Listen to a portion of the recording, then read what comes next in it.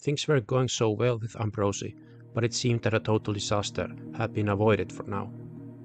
In these recent decades, after the death of the Emperor, the galaxy had slowly but surely started to crumble down, bit by bit and more clearly in some places than others, but the golden era was now firmly in the past, as sad as that was.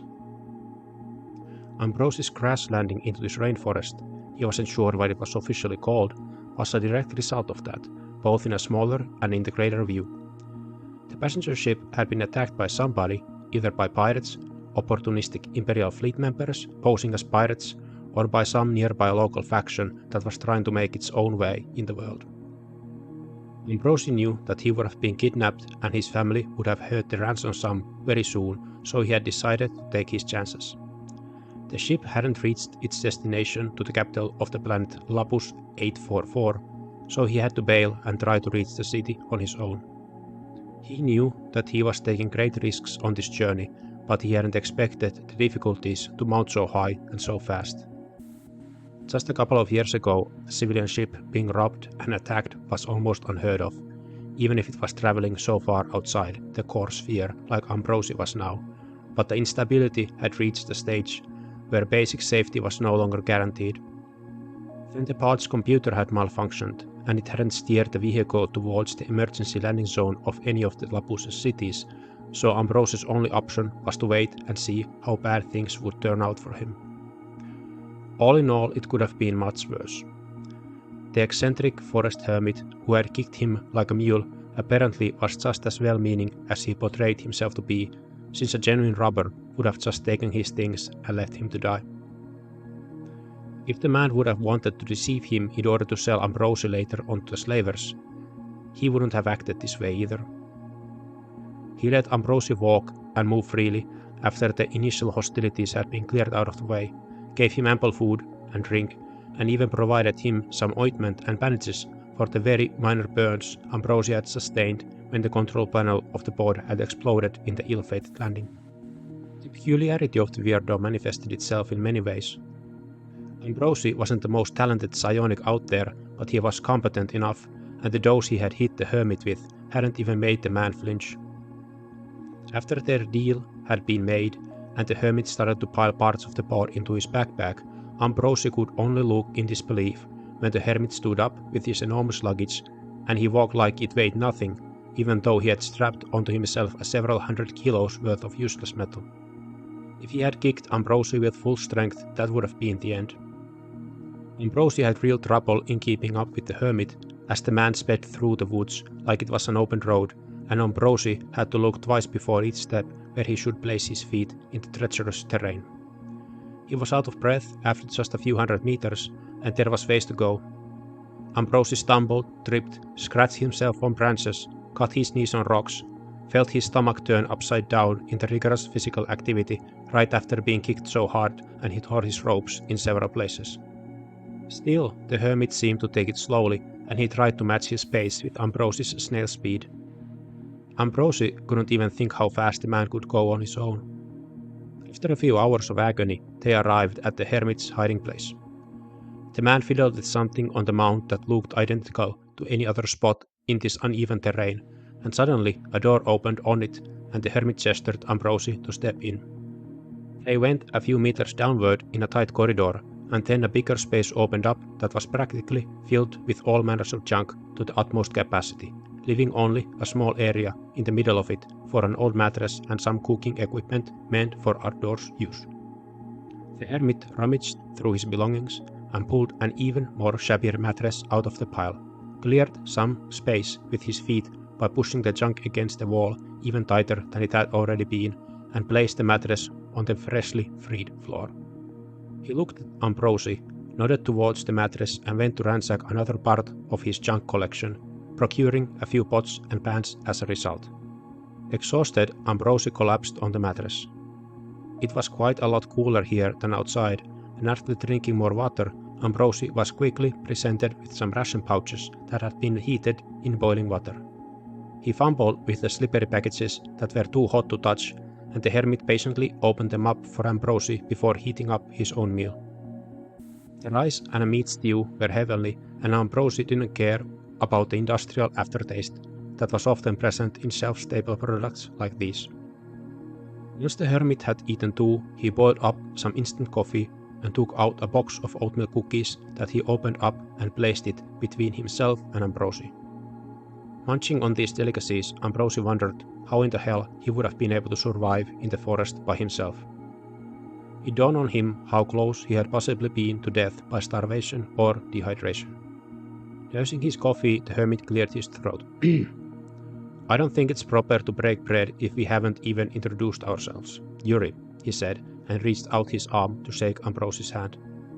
Ambrozy had to wiggle himself out of the tight but cozy position he had managed to get himself into in the midst of all the clutter, and he exchanged his coffee mug to his left hand before he could answer to the greeting.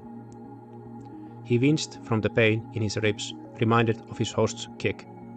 Sorry about that. Are you sure you didn't break anything? Should I have a look? Yuri said, looking a bit apologetic. It's fine. I'm okay. I'd probably still be wandering out there and possibly already met my end in one way or another. There seems to be plenty of possibilities to go out there. Getting kicked like that was the best of all possible outcomes. Ambrozy is my name, Ambrozy answered. After a moment of silence, Yuri spoke again. So, do you want to tell me why you want to go to Anekend of all places? I'm having a hard time processing that. Unless they're building a new temple there that I'm not aware of. Ambrozy had been fairly sure that he would be questioned about this again, and he wasn't quite sure how he would present the issue. Ambrozy Broniec was from a fairly good lineage. Pure blue blood coursed in his veins, but his family had dropped from the elite circles many decades ago, and their wealth didn't match their proper aristocratic standing. Many industrialists had marched past them a long time ago, and while the Broniec family wasn't completely out, they definitely were not in any sense of the word. Besides the illustrious past and some moderately decent estates in one of the planets inside the core sphere, the Broniecs had been forced to settle into at best, upper middle class lifestyles. His father was a bureaucrat in the imperial administration, an unglamorous post if there ever was one, and because of his meager wealth, the top universities were out of reach for his offspring, so his two sons had to look into other directions to start careers that could actually lead somewhere. Ambrozy's older brother had entered the military very young, and when the time had come, his family name had still had enough prowess to allow him to enter the military academy without too much of a fuss. Now he was a captain, and once he would serve 5 years in a no-name garrison, he would be promoted and most likely have a future. Ambrozy couldn't see himself donning the uniform. He hated the outdoors life, and his present circumstances did nothing to better that relationship, so the idea of becoming a monk in the temple system came to him very early on. From the beginning of the late Emperor Delek Gere XII's unnaturally long life, officially he had reigned close to 2 centuries, but there were suspicions that he had either passed away or had somebody else doing most of the decisions at some point before he had formally died. He had embraced and utilized the cult of Kai. A multitude of faiths reigned in the empire, and many familiar sects of the core sphere had transformed into differing variations in the colonies, but the relatively secluded Kai had been close to the different imperial dynasties in the distant past. For several centuries there had been a select few that became the elite military unit to serve the emperor, mostly as his bodyguards, but also taking care of some of the wet work that inevitably was part of all palace intrigues. This group had not been allowed to marry or have children, and they had been taken from their families at a very young age, their lives becoming solely dedicated to the sovereign personally, and their faith had started to mirror the reality disproportionately.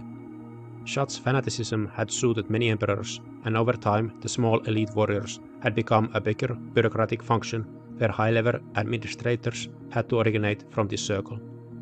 It had served a few dynasties very well, until an exceptionally weak ruler had seized the throne, and the members of the now bloated cult of the Kai had their ambitions run free. With the pretext of saying that the imperial line had been corrupted, they arranged a coup and a civil war broke out. When a new dynasty was established, the first thing the new emperor did was to ban the cult of Kai, and the political power was now more evenly distributed among the aristocrats. All this had been centuries ago, until Delek Gere had resurrected the Kai as a new variation. The same reverence to the emperor continued, but instead of biding only a select few, it was supposed to now include everybody. A layperson could start as a monk in a temple of Kai and rise inside the system to administrative prominence in the government. Those in the sect were almost solely dependent on the graces of the emperor, and the Kai members were preferred for all the important positions. All this undermined the ambitions of the aristocracy. So it had been temple life for Ambrozy, but then the restlessness of the empire had broken the balance. There had been a string of failures and bad decisions, and when the emperor had finally been declared dead, it was clear that there was no obvious heir. A flimsy and temporary council of state had been established, and Ambrozy suspected that the aristocrats were now trying to get rid of the system of absolute monarchs that had been standing in the way of their interests for so long, and it was not going so well. Violence broke out in the capital, and the once whole empire was now splitting into numerous competing factions. Secret societies abound had different schemes and aspirations for the future of the common good, and as Ambrozy saw the tried and true route to power crumble, he had decided to cast his lot on with one of these groups. The unofficial leader of it was Colonel Valiv Kairuling, a veteran of the colonial wars who had a fanatical loyalty towards the imperial family. Ambrozy had heard him talk several times, and it was obvious that he was a man of immense talent with a one-track mind, so he at least wasn't joining a group consisting of complete crackpots. In the confusing situation, it was hard to make safe bets. There was a terrorist attack in the capital, but somehow it was bungled, and the explosive didn't reach the imperial palace, where the council was meeting, and it detonated instead next to the Ministry of Records, blowing a huge hole to the southern side of the building. Street fighting ensued as an assault was launched into the palace and several other important locations. As the citizens of the city dived into bunkers and protected themselves the best way they could, Ambrozy listened carefully when the sounds of the battle would cease or move farther away from his hiding spot. The small temple where he lived was near the Ministry of Records, and he had noticed when peeking out that the explosion had also broken a portion of the floor, and the basement where all sorts of documents were stored could be entered. After about 30 or 40 minutes, the fighting seemed to have moved a few blocks away, and Ambrozy had decided to risk it. He sprinted towards the hole of the building, twice taking cover behind the rubble not to be in the open area for too long, then dashed and slid through the hole on his side like an athlete in a ball game, getting a big bruise on his hip for his efforts. There were rooms and rooms full of documents and dossiers on all sorts of subjects, but it seemed that Ambrozy would have all the time in the world to go through them. People would not want to be anywhere near the city center after an incident like this, and the building seemed to have been evacuated. Ambrozy spent the whole night there and came back many times. After the incident, there was a curfew in the city, but the hole remained, and the soldiers had their hands full in the subsequent battles in the next few days, so the Ministry of Records was not at the forefront of anybody's mind. What Ambrozy gravitated towards were the documents about the plans of different military operations. A lot of them dealt with the colony planets in different parts of the galaxy. Then there were loads and loads of reports on where the Empire should expand next and why. Ambrozy found these extremely interesting, but they had little use for him, and a lot of these plans were not feasible for anybody in the current situation the galaxy was in. He didn't know what he wanted, but he definitely knew what he didn't need. Ambrozy read on with a flashlight. The lights of the building were no longer functioning for one reason or the other. Then he found documents about the pulse ray. The pulse ray was a next-generation weapon that had been causing quite a lot of worry inside the military circles, and there had been plenty of articles about it in the articles of restricted military journals that were only available to the select few. Ambrozy's brother had just heard gossip about it, but didn't have the clearance level to see them himself. With the pulse ray, a powerful beam could be shot into space, and it could travel exceedingly long distances, hitting a target accurately at several solar systems away. The blast radius of the ray could be regulated, the maximum being around 400 kilometers, but this by itself wasn't the main feature of the weapon. Star destroyers and dreadnoughts could generate explosions like that, but they needed to be close by, and they needed many harbors on the road where to stop and fuel before reaching targets that far away, and their presence would be noticed very quickly. But as of now, there was no way to detect the pulse ray unless you literally saw it passing you by from a spaceship window with your own eyes. If and when an enemy of the Empire would get their hands on this technology, then paranoia would take over. At any moment, a pulse ray blast could be traveling towards the capital and none of us would be the wiser. The technology really wasn't even that complicated, but the fuel needed for the weapon was a rare mineral called red minesite. It was not present in many solar systems, let alone planets, but many military experts urged that the galaxy should be scrounged for red minesite sites, and these areas should be occupied by Imperial forces, even if the rest of the planet would be otherwise useless or hostile. The project was underway and sites had been detected, but not nearly all of them were under the Imperial power. One of these sites seemed to be on a faraway planet of Dolustea. It was on the edge of the Outer Rim, an insignificant place that was inhabited by somewhat primitive tribes and where the atmosphere was breathable. When the colonization project started centuries ago, it had been an immense shock to find human life in the remotest parts of the galaxy, and the scientific world still couldn't explain how this could be. It had obviously been thought that the home of humanity had been the imperial home of Yabiri, but it had not been so. The galaxy was teeming with intelligent life, but a lot of it was humanity. Ambrozy was pretty sure that it would be an eternal mystery. Reading through these documents, Ambrozy had thought that this information could very well be something he could use. It was only a matter of time before the pulse ray would be in use with everybody who possibly could get his hands on it. The estimates had been ranging from a few decades to a century or two, depending how well the Empire would manage in monopolizing it, but as things were standing now, all bets were off. Every now and then Ambrozy could hear the distant and muffled sounds of explosions, and a slight tremor traveled through the basement walls, ceiling and floor. Some dust trickled down from the lamps whenever this happened, and he could see it float in the air in the direction where his flashlight was pointing. Ambrozy stared at the table he had been reading on and thought about his options. Black Rose could definitely find a location for mining red minesite very useful, but that information would have to be delivered. Ambrozy was sure that the fighting would die down very soon, and the government would start cracking down on any organizations that it viewed in any way troublesome with renewed vigor. Many leaders of different groups had gone deep underground already, and Kyrulin had not been an exception. He had spent a lot of his years on Lapus 884 after his career had stalled, and he had been pulled away from the action of the front lines and put into a distant corner where he couldn't be an annoyance to his competitors.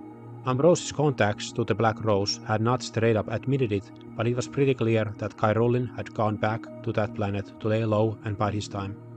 Ambrozy didn't trust his fellow conspirators as far as he could throw them, and even if he could, his trump card of the mining location would not better his own prospects at all if he just gave it away for somebody else to deliver. So spaceports would very likely shut down soon for regular people, and traveling would become enormously difficult, so if he wanted to go, it would have to be right away. This could be a golden ticket for him, and he didn't want to waste it, especially since anything he could possibly do would be a huge gamble anyway. He stuffed the documents into his bag, but memorized all the vital information in them anyway in case something would happen to them, and left for his small room in the temple. He took just the bare minimum with him and all the money he had, plus the ceremonial sword that he had inherited and now could sell if he could get really desperate for money, then walked in the dead of the night about 20 kilometers to get to a train station that was still functioning, and he bought a ticket to a city on the other side of the continent that had a spaceport. To his family and friends he said nothing. It might have seemed rash and impulsive to make such a drastic and dangerous decision so fast, but in reality Ambrozy understood clearly what it had meant when he had joined the secret society. Something like this would have happened sooner or later anyway. Now, sitting in this cave with the hermit, Ambrozy weighted his words carefully. I have contacts in Anekend and was going to go there anyway. I know it's a sketchy place, but it's restless out there in the core sphere, and many good people have had to go and hide. A lot of that restlessness had probably reached this planet too, and it's best for me that I get to meet the people I need as fast as possible. Yuri didn't seem much convinced, and a certain bitterness appeared on his face. Restlessness, huh? Good riddance. As for Lapus here, I don't think that anybody here would really notice if we get some restlessness imported our way. He glanced at the sword that was leaning against some pieces of machinery right next to him. But fine, not my business anyway.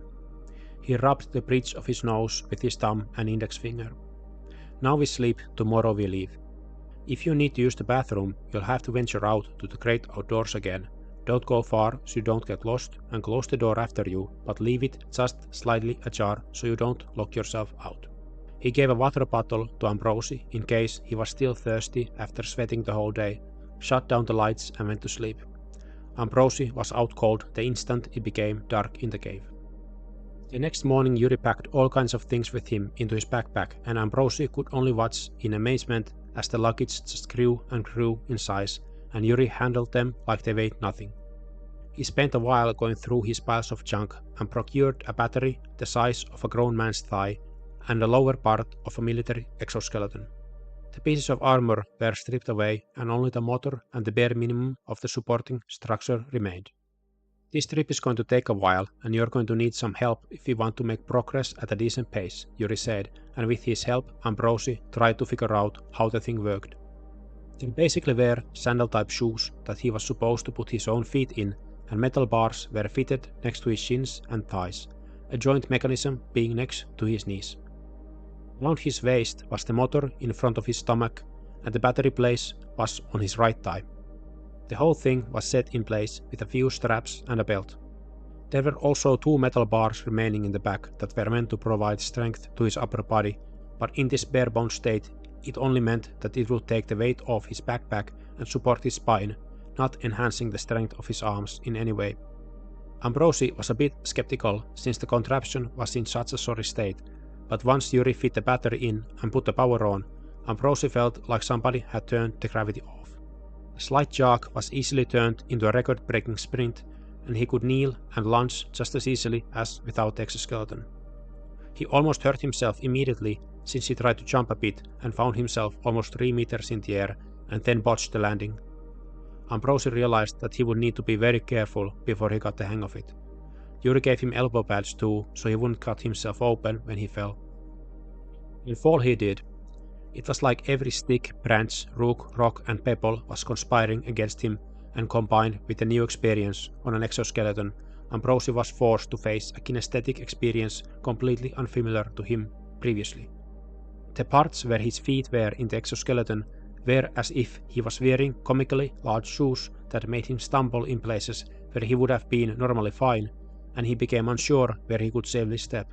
His legs in general now were practically 3 times as thick because of the hardware, and it made him clumsy in the uneven terrain of the jungle underbush.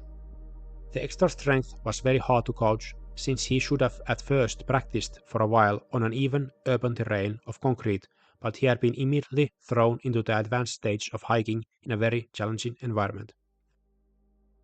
Sometimes he put in too much force, even though he had thought that he was being careful, and when leaping over a ditch, he banged himself on a tree on the other side that normally would have been so far away that he could have never jumped that distance in a million years.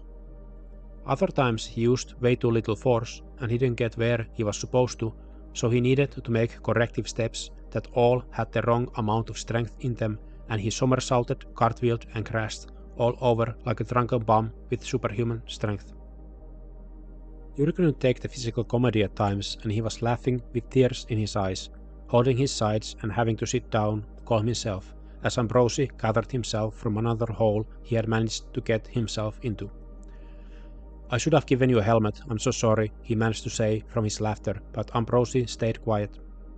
He wasn't sour from being laughed at, but he really needed to concentrate to get hold of his bearings. He remembered the sensation of picking up a jug of milk or some other liquid container that in actuality was almost empty, but he had thought it was full, but now this experience was constant, and it was in his legs, not in his hands. If he would have had a full exoskeleton and his arms would have been like this too, Ambrozy was sure that he would have reached a stage of absolute physical confusion. He started to remember his brother telling him that the use of full sets of power armor, suits that contained this exoskeleton but were equipped with protective padding and different sorts of weapons, were only given to those who were athletically gifted. It made sense to him now. Still, the contraption helped him enormously. His muscles really didn't get tired, and he wasn't out of breath, even though they traveled from morning to evening, only twice stopping to eat each day. The nights proved to be another sort of torment. Insect-like creatures of various sizes were determined to make Ambrozy their permanent home, and again Yuri had his fun, as Ambrozy squirmed and slapped himself all over. Thankfully, Yuri had brought a couple of sorts of repellents with him, and they mostly seemed to do the trick, but some species were unfazed by them, and pretty soon Ambrozy was ready to make his life's quest to burn down the whole planet. A good chunk of each night was bitterly cold, no matter how hot the day had been, but thankfully, in those periods, the flora and fauna around seemed to leave them alone and hibernate. Yuri had brought 2 sleeping bags that were alright, but Ambrozy still felt the need to cover up his face too, so biting was the cold. They obviously couldn't wash themselves anywhere, and Yuri said that the bodies of water in the jungle were most likely unsafe and teeming with parasites. Ambrozy had trouble tolerating the disgusting feeling of staying in dirty clothes constantly.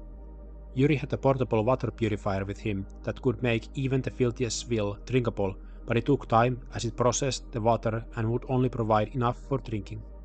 The water from it had a stuffy, metallic aftertaste in it, and as the same water was put into the freeze-dried food rations they ate every day, the taste didn't leave his mouth at any point.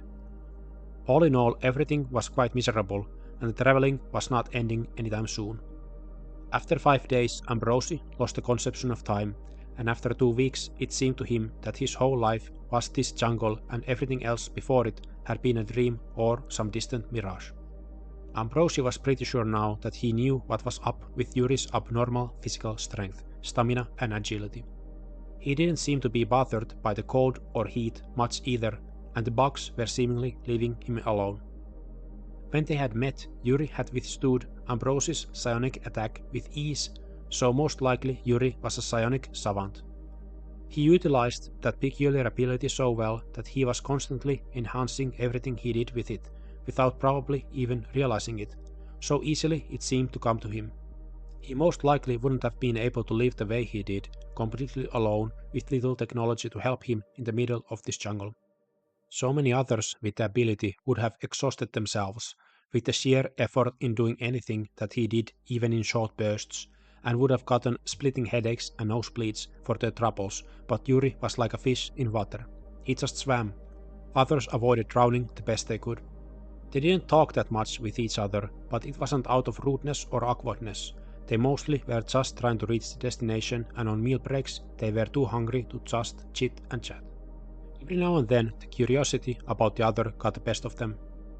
"So why don't you live in any of the cities? You seem pretty capable and probably could do all sorts of things. Why all this?" Ambrozy asked Yuri when they were sitting on rocks and waiting for the water purifier to finish its task and start boiling the clean water.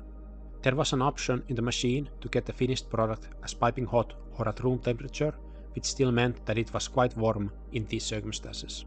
Yuri scratched the back of his head with his left hand, clearly not knowing how to express himself adequately.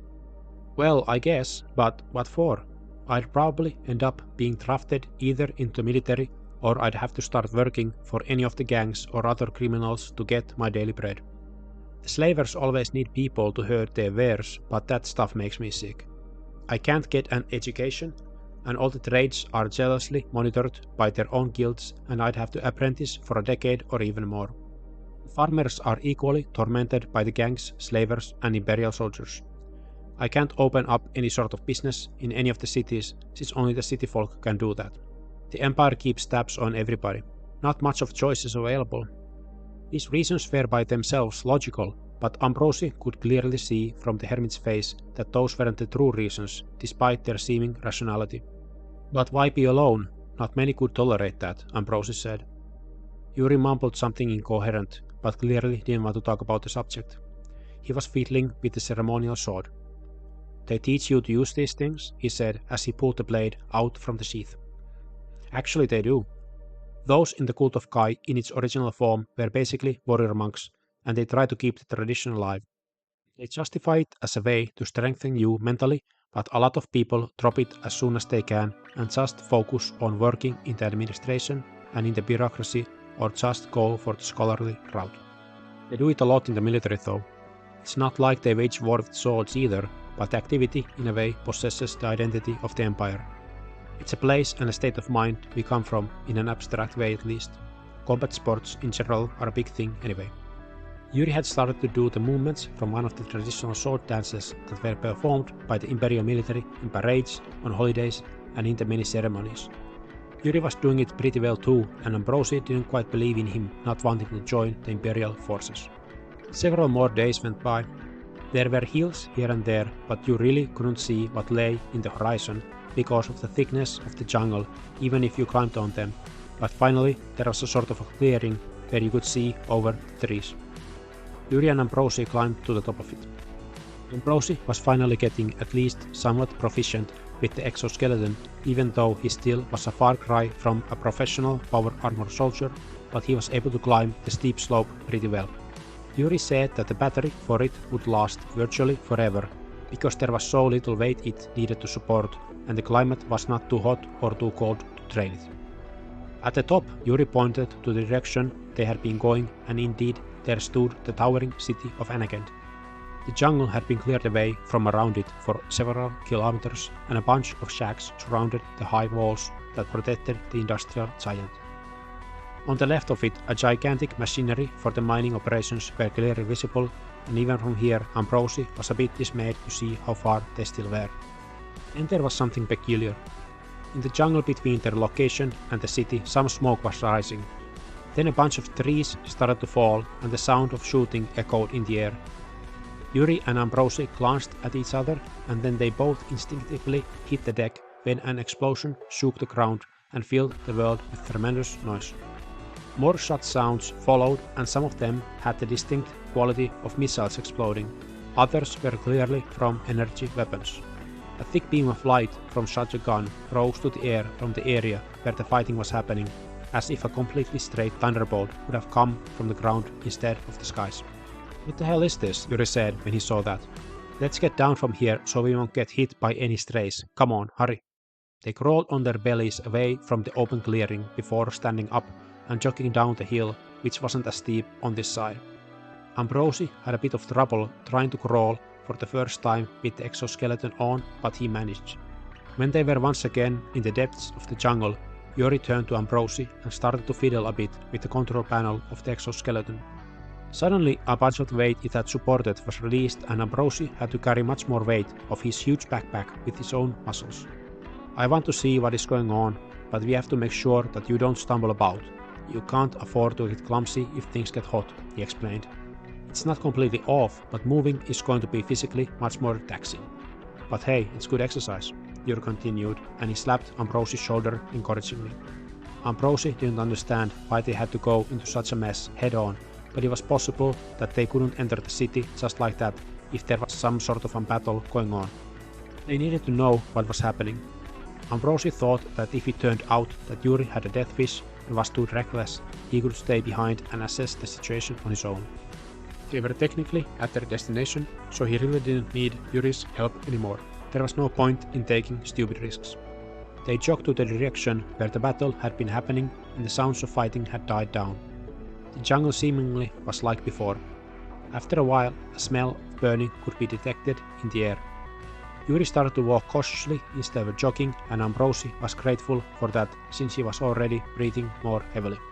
Soon the smell intensified, and it now had the sickly quality of burning flesh. They were close to the site of the battle, and they started to see the area where the trees had fallen. Yuri had started to basically crawl, and Ambrozy followed his example. They went to a spot where there was a huge trunk of an old tree that was covered in underbrush. From here they could see clearly and still remain hidden. "What? These are here?" Yuri mumbled to himself out of sheer amazement. Ambrozy moved some of the branches in his way to see better. A large group of androids of various sizes with several bigger Valkyrie units with heavier weapons were scrounging the fresh battlefield.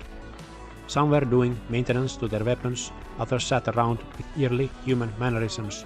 A few were staring into nothingness like lifeless mannequins in a clothing store. Ambrozy's mind drew blank for a few seconds as he watched this strangely antiquated machinery in confusion, and then it hit him. It was like the pages of a history book had come alive. Several hundred years ago, technology had reached a point where human bodies and minds could be highly modified via robotic parts. Replacing a limb had not been a problem for quite some time, same with organs like hearts, kidneys and livers, but now not much else was needed from the original body besides the brain and parts of the nervous system. Life could continue in a new shell, and humanity as a whole had started to obsess about the new state of affairs, convinced that the whole purpose of our existence had aimed at this precise moment where our species could finally break the shackles of biology and transcend into a new stage. However, the brains still were decaying organic matter, and the new technology was pushed even further. It was now possible to transfer human consciousness into a mechanical vessel without needing anything organic from the original individual. Man had defeated death. The whole thing had flopped almost right out of the gate. A limb or a few organs getting replaced did not damage the individual psychologically in a truly severe way, even though it might take time to get used to the new prosthetic. But once a certain line had been crossed and you ended up with a full-blown cyborg, more man than machine, it was just too much for the psyche. Simple human needs and sensations were suddenly gone. No taste, no sense of smell, no reaction to the temperature of the environment, no physical pain and no hunger, topped off with a confused sense of sexual desire that could not be stimulated or satisfied. Once all the mundane acts and appetites of being a human were gone, and you basically were sort of a vague consciousness, floating around with a hazy memory of being some sort of a sentient life form, whose standards and goals now meant nothing to you. The only possible result was insanity or catatonic depression. Mansions and palaces had been filled with cyborg aristocrats who had cheated death and debilitating illness, but who had ended up jumping from bridges, committing heinous violent acts, or just simply stopping moving in a few short months. Scientists and doctors tried to remedy this by setting up systems into the cyborgs that would try to mimic these human sensations.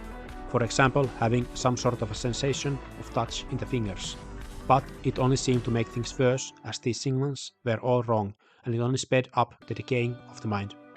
Relatives of these seemingly immortal machine men were obviously horrified.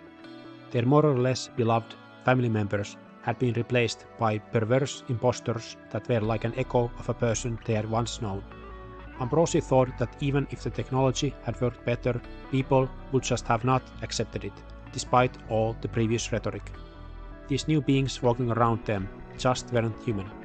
It was as if humanity had become enslaved by some other species, but instead of a war of defiance and a tragic but heroic end to the superiority of our kind, we had just created our conquerors by ourselves and handed the mantle to them without a fight. This was just too much, and many of the laboratories and universities where this kind of cyborg technology had been developed were shut down, and some were even destroyed and burned to the ground.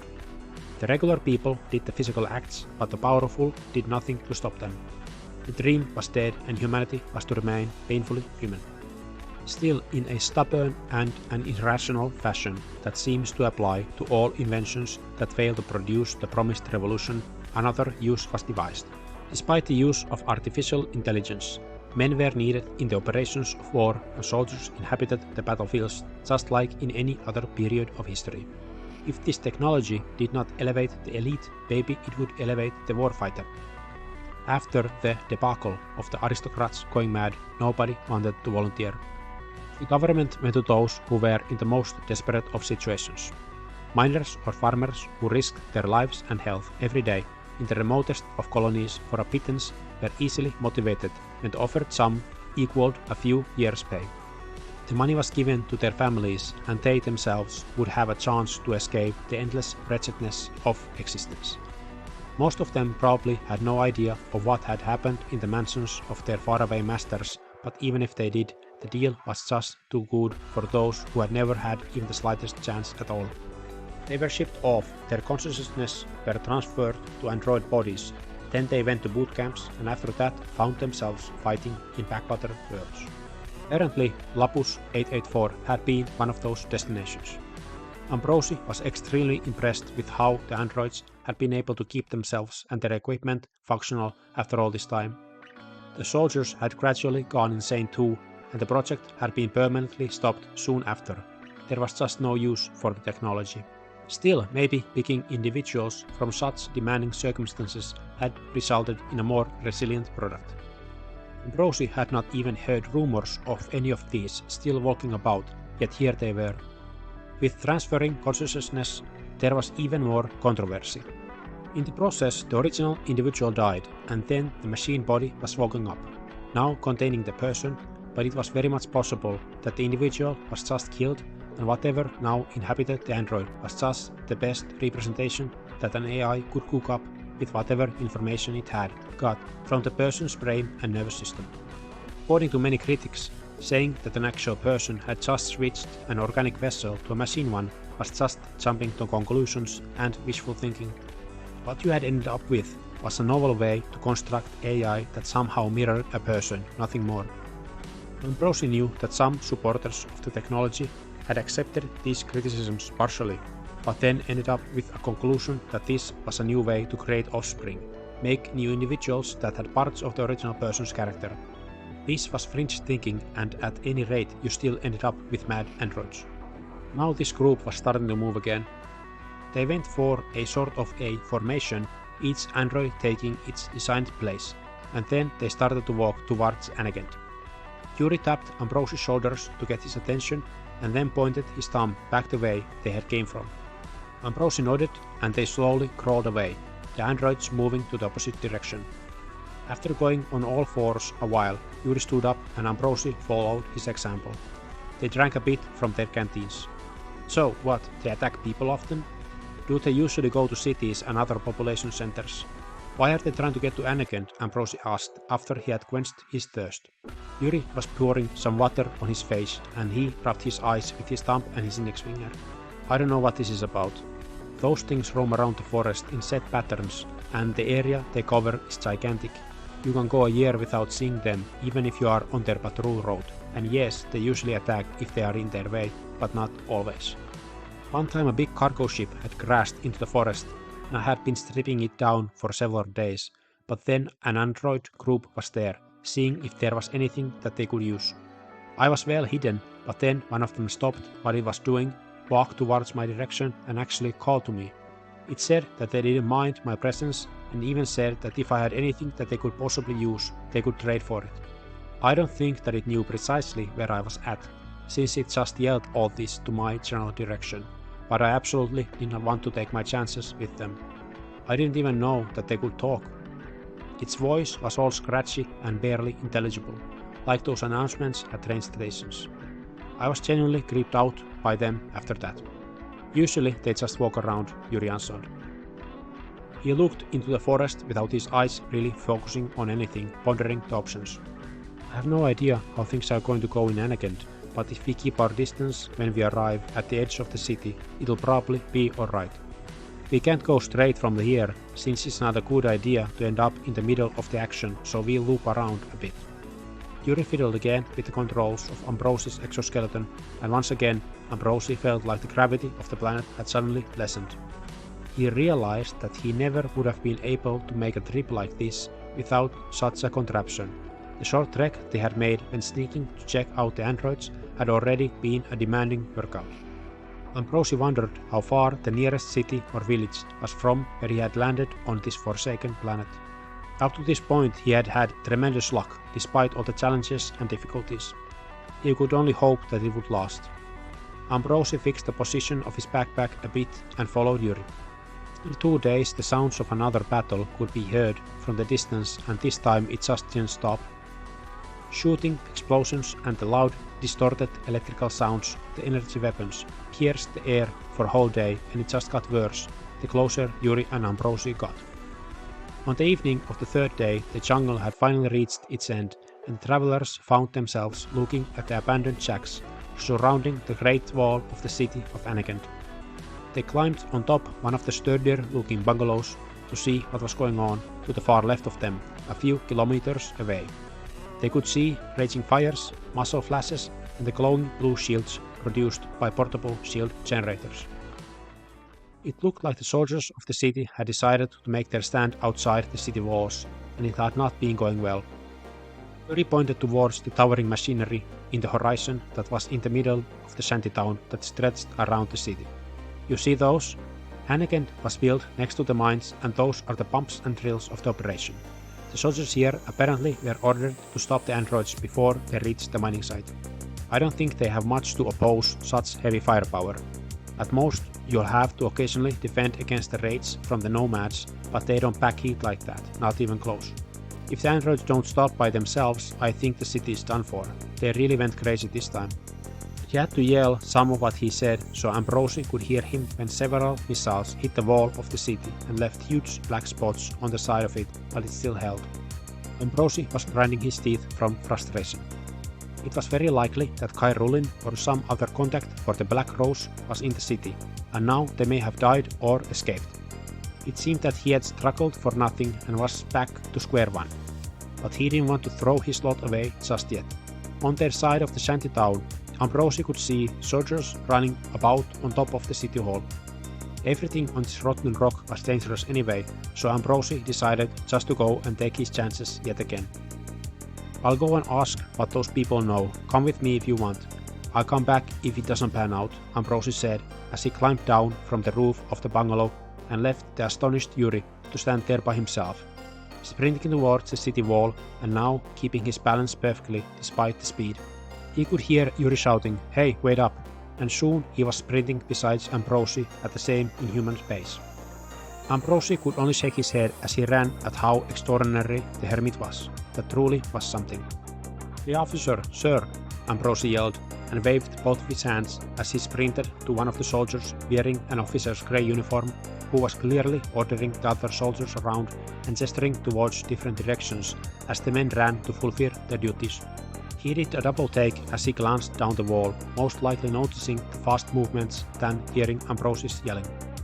He called back some of his men to give them some new orders, and didn't take long for a rope ladder to unfold in front of Ambrozy and Yuri.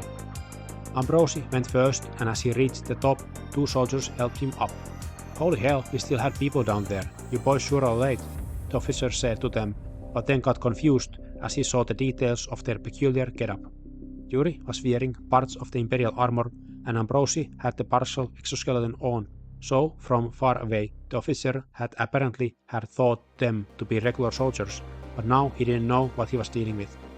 "Wait, so what's this supposed to be? Are you privates or not? Name, rank, unit. Speak up, man," he barked as Ambrozy was trying to get enough air into his lungs to speak. "That is classified, sir. We are looking for Lieutenant Colonel Valiv Kairulin. We have extremely urgent information for him from the Imperial capital." The officer looked perplexed. "The capital? Why didn't you come here via the normal route? The cargo ships come here from the interplanetary harbor every month, and it looks like you walked here." Ambrozy had gotten his breathing steady. "We got compromised, so we had to move unnoticed. The power struggle in the core sphere is escalating, and we could not risk the information getting into the wrong hands." The officer looked over his shoulder nervously to the direction where the battle was raging on as more missiles hit the wall, and this time it sounded like at least parts of it were giving in. "Fine, follow me," the officer said to Ambrozy and Yuri, and they jogged behind him down a set of stairs and through the narrow streets buzzing with panicking civilians and busy soldiers. The attack had come out of the blue, and it was clear that the city was now waking up to the fact that it had very limited answers to a threat like this. Ambrozy was guessing that only a few individuals had personal ships and could fly away when they wished, and most people, even the wealthy ones, had to make do with the regular cargo and passenger ships that made their way across the population centers of the planet. Despite the fact that the Empire had been here for a long time, Lapus 844 was still in very, very early stages of development. The few cities and their immediate surroundings contained most of the human inhabitants of this armpit of the cosmos, and the vast majority of its surface was its untamed and original flora and fauna, pure nature. The Empire had come to remote places like this to extract what it needed as cheaply as possible and with the minimal use of resources. Lapus 844 was part of the boondocks of the galaxy, and this was one of the reasons for their tendency to become infestations of criminality and corruption. As long as the raw materials were sent out of here to the production centers of other planets with minimum amount of hassle and the paperwork was in order, nobody cared what precisely happened in the periphery. As a result, its cities were not up to the code with safety regulations or emergency plans. There were no lifeboats for this sinking ship. Running through the escalating panic and chaos, Ambrozy and Yuri were led through one door in a gigantic building that seemed to constitute mostly of the center of Anagent.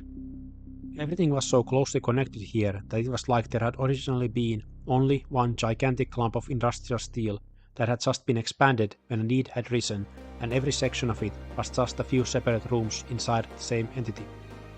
What they were now was clearly the military command center, and it was filled with officers where an army of clerks in uniforms were feverishly pounding the control panels of their computers as the officers beside them were yelling and arguing with each other about what they should do, in no way reassuring their subordinates that the superiors here had any semblance of control over the situation. The officer who had been leading Ambrozy and Yuri stopped and stood at attention next to one of the higher-ups, who was crouched over one of the computer screens with a serious look on his face. Ambrozy saw over his shoulder that it showed a live feed of the battle. "Sir, sir," the officer who had escorted them called his superior. "Yes, what?" the superior yelled over the other shouts of the room without looking away from the mayhem. "Sir, these two came here to bring classified information to the Lieutenant Colonel Kairulin, sir. Is he available, sir?" Now the superior took his gaze out of the screen and looked at the officer, then at Ambrozy and Yuri. "Kairulin, fine time for you two to show up, like you wouldn't have other things to worry about. Kairulin left for the main base 2 weeks ago anyway, so you are at the wrong address. Now get these clowns out of my face and go do something useful for a change," the superior answered, but then the whole building shook and the screeching sound of twisting metal drowned every other voice under it. Many of the soldiers hit the deck. The officer who had led them seemed to forget them and ran to help up the superior they had been talking to as he had fallen on his back, and Yuri shook Ambrozy's shoulder to get his attention. "Let's get out of here before it's too late. It doesn't seem that you can find your people here." Ambrozy nodded, and they ran back to the way they had come, out of the building and into the street. The ground shook yet again, and outside the sound of the explosion was so deafening that it was almost unreal. Now the city was in a full-blown panic, and even the soldiers had abandoned their tasks, only focusing on saving their own lives. Yuri pointed back to the wall, and they ran to the stairs, but it was hard to move as Ambrozy kept bumping into pedestrians trying to get to safety. He could see the afterburners of a few small-scale spaceships rising above the tall buildings, and one of them was hit by a blue and thick ray of an energy weapon, and the ship was split into half, the fiery cockpit falling into a different spot than the rest of it. The power of the exoskeleton, Ambrozy was able to power through the hysteric mass of men and women, and it got better the higher he and Yuri got up the stairs, since no one wanted to be on the wall. Ambrozy saw Yuri stopping and looking in the direction where the androids had apparently broken into a city, and Ambrozy did the same instinctively. Thick pillars of black smoke were rising from several locations, and parts of the buildings were collapsing before their eyes. Then a gigantic ball of fire rose to the sky as an ammunition storage or a fuel depot was hit, and Ambrozy and Yuri snapped out of their trance, and they ran farther away on top of the wall as debris from the explosion rained all around them, breaking windows and destroying vehicles whenever the pieces landed. Suddenly Yuri stopped, and Ambrozy almost hit him, but he was curiously stopped in his tracks in an unnatural way that seemed to defy physics, and Ambrozy understood that this was yet another instance where Yuri's psionic ability showed its potency. The wall had also been hit, and a huge part of it had crumbled almost all the way down. Yuri turned towards Ambrozy and started clicking on the exoskeleton's control panel. "We are going to climb down from here, as fast as possible.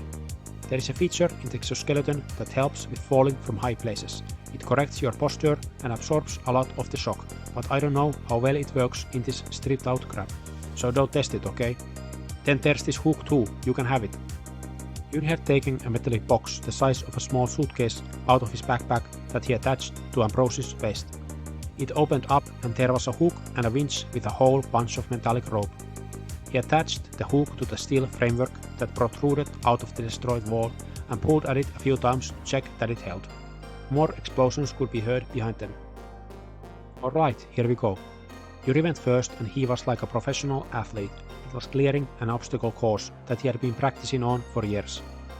The height twisted Ambrozy's stomach, but there was no choice. He started climbing down, but thankfully the wall had broken in a way that it was like going down a very high hill consisting of rocks and gravel, and the ordeal was feasible for even the likes of him. But without the safety rope of the winch, he would have been done for 2 or 3 times as the wall crumbled from the places he had stepped on. At the bottom of the destroyed section of the wall, there still was a section of intact wall for several meters that you had to jump down from. Yuri made it to the very bottom like a cat, tossing his backpack to the ground before he jumped himself, doing a forward roll as he landed. Ambrozy collected his courage and had the idea of hanging from the edge with his hands and then letting himself go in order to take a meter or two out of the wall. He had no idea if this made any sense or not, but as he tried, he of course couldn't sustain the weight of his gigantic backpack and the weight of the exoskeleton on top of his own body weight, and he slipped at once as he tried to hang on. He had also forgotten about his safety rope that stopped his fall, and he spun upside down, smacking the left side of his body hard against the wall, and Ambrozy yelped from pain. "The winch, you idiot, you'll have to detach it," Yuri yelled at him as he spun around suspended in the air, and Ambrozy fumbled with the device, swearing loudly.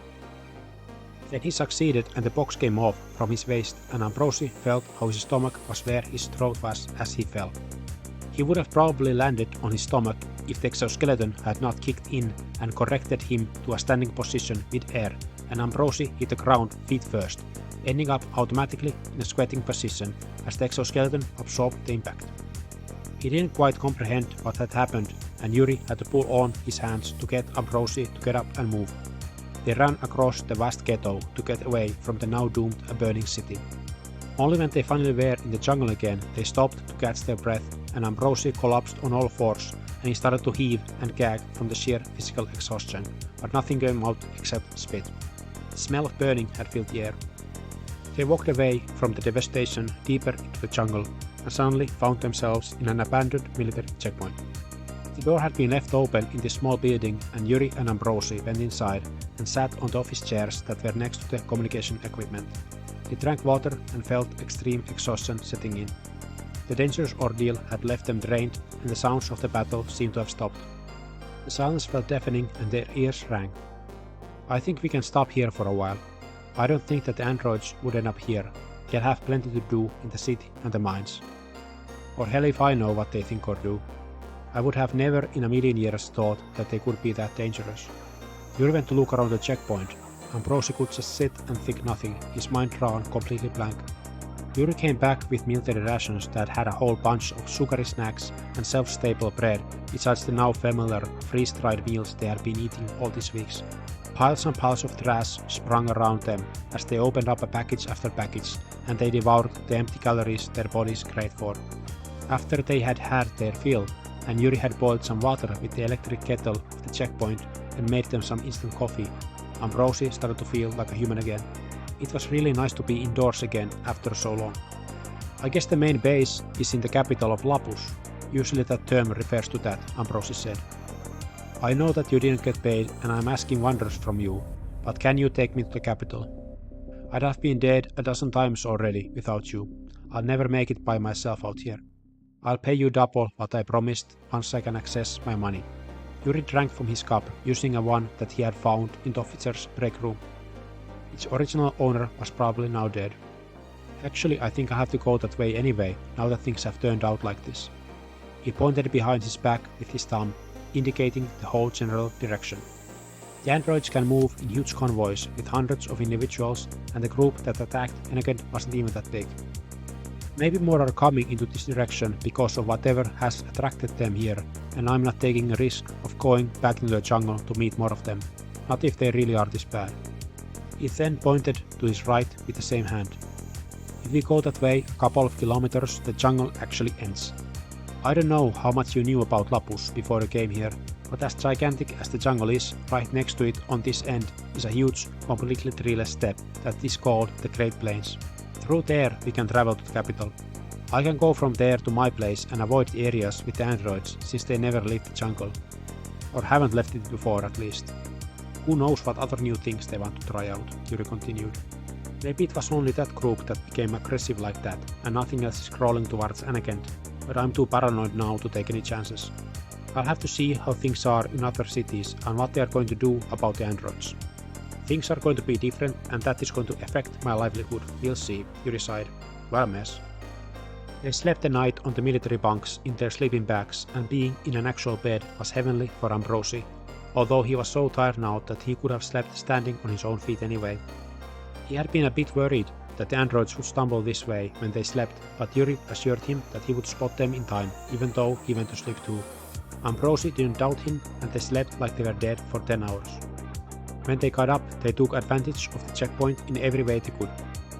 They took a shower, and Ambrozy couldn't believe how good it felt. He had been grimy and dirty for so long now that it had become the new normal. He took a bunch of toothbrushes from the storage room that had a bunch of hygiene products and changed into clean military clothes. He put several sets of shirts, pants, long underwear and socks into his backpack and thought about tossing the filthy monk robes, but decided against it. He maybe could be used for it later on if he needed to look the part and not be mistaken for a common imperial soldier. He shaved his head since some of the bugs of the jungle had fancied to live in his hair, and that disgusted Ambrozy to no end. They resupplied their rations with the military ones that would bring some much needed change to their stale diets.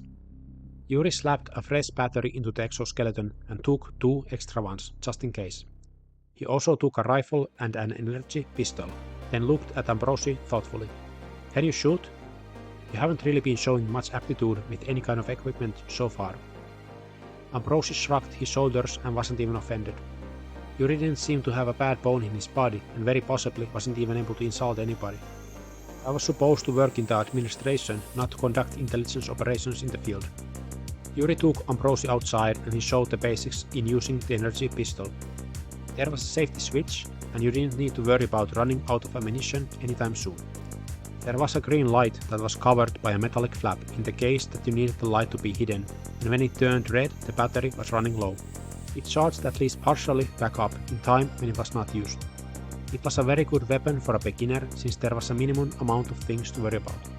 Ambrozy tried to shoot at things Yuri pointed at, mostly missing.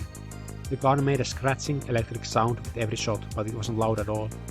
A thin blue ray of light left a burning mark where it hit. Well, at least don't go blasting me with it. Although you'd probably miss anyhow. Yuri gave a holster to Ambrozy that he strapped to his waist. It was soon time to go, but Yuri snatched one more useful thing from the storage room of the checkpoint. It was a hover sled, a platform of about 1 meter in length and half a meter in width that didn't touch the ground but floated about 20 centimeters in the air by itself. Yuri put a lot of the package on the sled and tied a rope to his waist to pull it while he walked.